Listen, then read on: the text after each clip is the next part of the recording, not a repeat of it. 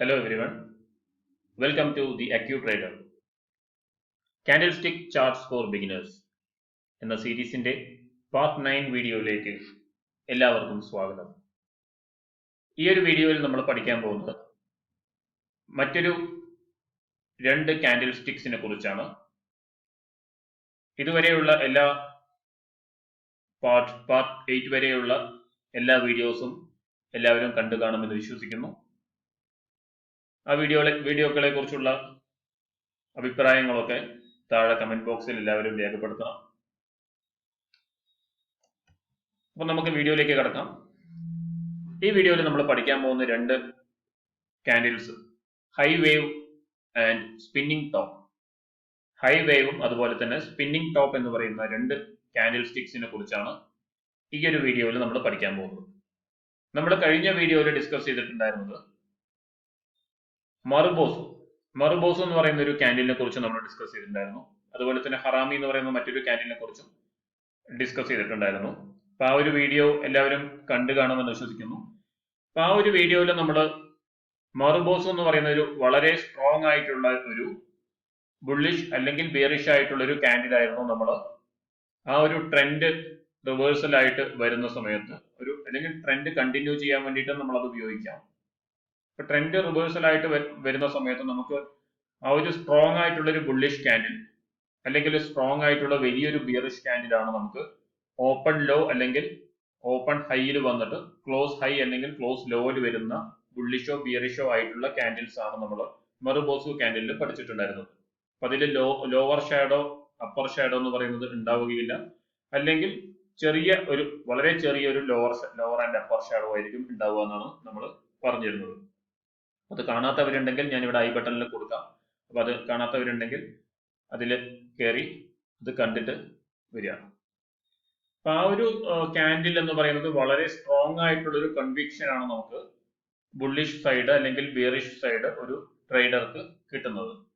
അപ്പൊ ആ ഒരു സ്ട്രോങ് ആയിട്ടുള്ള കൺവിക്ഷൻ എന്ന് പറയുന്ന സമയത്ത് അത് ഓപ്പൺ ചെയ്തതിനു ശേഷം ബുള്ളിഷ് മറുബോസോ ആണെങ്കിൽ ഓപ്പൺ ചെയ്തതിനു ശേഷം മുകളിലേക്ക് പോകുന്നതിനനുസരിച്ച് എത്ര ഹയർ പ്രൈസിലും വാങ്ങിക്കാനായിട്ട് ബയേഴ്സ് അല്ലെങ്കിൽ ട്രേഡേഴ്സ് തയ്യാറാവുന്നു എന്നുള്ളതാണ് ആ ഒരു കാൻഡിൽ വരുന്നതോടുകൂടി ഹയർ പ്രൈസ് ആ ഒരു കാൻഡിലിൽ നമുക്ക് കാണാനായിട്ട് കഴിഞ്ഞിട്ടുള്ളത്.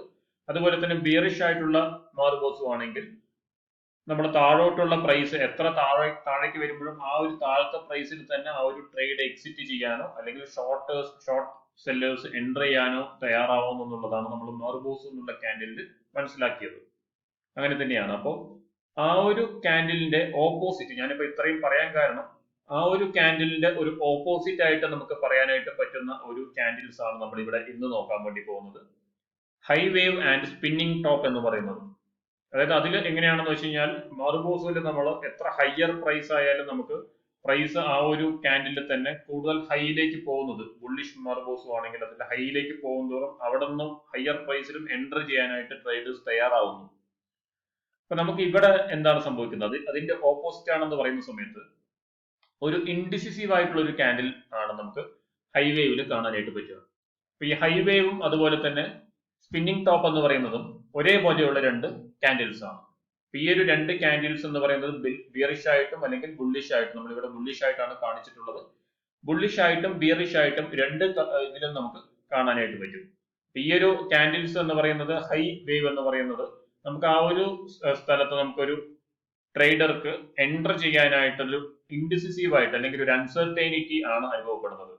അപ്പൊ ആ ഒരു പ്രൈസ് വളരെയധികം ഫ്ലക്ച്വേറ്റ് ചെയ്യുന്നതാണ് ആ ഒരു പർട്ടിക്കുലർ ഡേ അല്ലെങ്കിൽ ഈ ഒരു ഹൈ വേവ് എന്ന് പറയുന്ന ഒരു കാൻഡിൽ സ്റ്റിക്ക് നമുക്ക് മനസ്സിലാക്കേണ്ടത് ഒരു ഫ്ലക്ച്വേഷൻ, പ്രൈസിലെ ഒരു ഫ്ലക്ച്വേഷൻ ആണ് നമുക്ക് കാണാൻ വേണ്ടി പറ്റുന്നത്.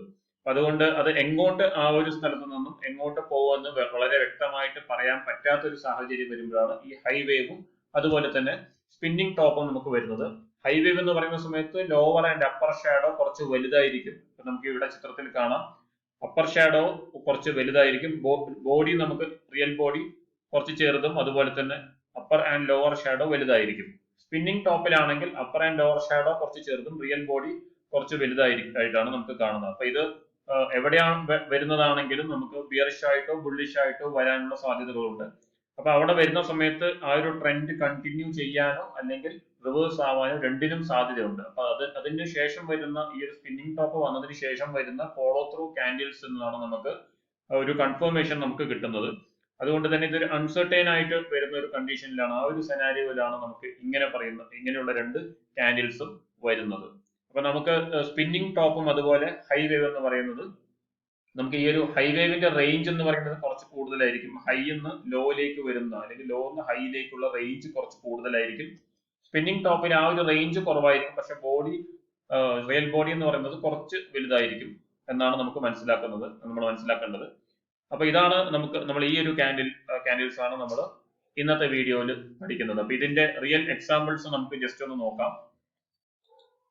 അപ്പൊ നമുക്ക് ഈ ഒരു അണ്ടർലൈൻ സ്റ്റോക്കിൽ നമുക്ക് ഈ ഒരു ഡൗൺഫോൾ അല്ലെങ്കിൽ പുൾ ബാക്ക്, വലിയൊരു അപ്മൂവ് വന്നതിന് ശേഷം ഒരു പുൾ ബാക്കിൽ നമുക്ക് ഇവിടെ കാണാൻ പറ്റുന്നതാണ് നമുക്ക് ഹൈ വേവ് എന്ന് പറയുന്ന ക്യാൻഡിൽ സ്റ്റിക്ക്. ഈ ഒരു ഹൈ വേവിൽ നമുക്ക് ഒരു ഇൻഡിസിസീവ് ആയ ഒരു 200 മൂവിംഗ് ആവറേജിൽ ഒരു സപ്പോർട്ട് എടുക്കുന്നതാണ് കാണാൻ പറ്റിയത്. അപ്പൊ ഒരു ഡൗൺഫോൾ കണ്ടിന്യൂസ് ആയിട്ടുള്ള ഒരു ബിയറിഷ് ആയിട്ടുള്ള ക്യാൻഡിൽസ് ആണ് ഇവിടെ വന്നിട്ടുള്ളത്. അതിനുശേഷം നമുക്കൊരു സ്പിന്നിങ് ടോപ്പ് അല്ലെങ്കിൽ ഒരു ഹൈ വേവ് ആണ് നമുക്ക് ഇവിടെ കാണാനായിട്ട് പറ്റുന്നത്. അപ്പൊ ഈ ഒരു ഹൈ വേവില് അപ്പർ ആൻഡ് ലോവർ ഷാഡോ വളരെ വലുതായിട്ടാണ് വന്നിട്ടുള്ളത്.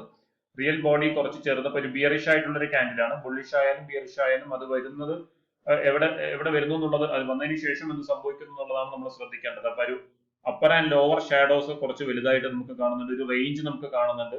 അപ്പൊ ഇവിടെ ഒരു ഇൻഡിസിസീവ് ആയിട്ടുള്ള ഒരു സ്ഥലമായിട്ടാണ്, ഒരു ഡേ ആയിട്ടാണ് നമുക്ക് ഈ ഒരു ദിവസത്തെ നമുക്ക് പറയാനായിട്ട് പറ്റുക. അപ്പൊ ഒരു ഡേ ചാർട്ടാണ് നമ്മൾ കണ്ടുകൊണ്ടിരിക്കുന്നത്. ഈ ഒരു ഡൗൺ മൂവ്മെന്റ് വന്നതിന് ശേഷം ഇവിടെ നിന്ന് ഫർദർ ഡൗൺ സൈഡ് പോകുമോ അതോ ഇവിടെ നിന്ന് റിവേഴ്സ് ആവുമോ എന്ന് അറിയാതെ ഒരു ദിവസമായിട്ടാണ് ഈ ഒരു ദിവസം ഒരു ഹൈ വേവ് ക്യാൻഡിൽ നമുക്ക് കാണാനായിട്ട് പറ്റിയിട്ടുള്ളത്. അതിനുശേഷം ഒരു സ്ട്രോങ് ആയിട്ടുള്ള ഒരു ബുള്ളിഷ് ക്യാൻഡിൽ വരികയും അതിനെ തുടർന്ന് ആ ഒരു ട്രെൻഡ് കണ്ടിന്യൂ ചെയ്ത് അപ്സൈഡ് പോകുന്നതാണ് നമുക്ക് ഇവിടെ കാണാനായിട്ട് പറ്റിയിട്ടുള്ളത്.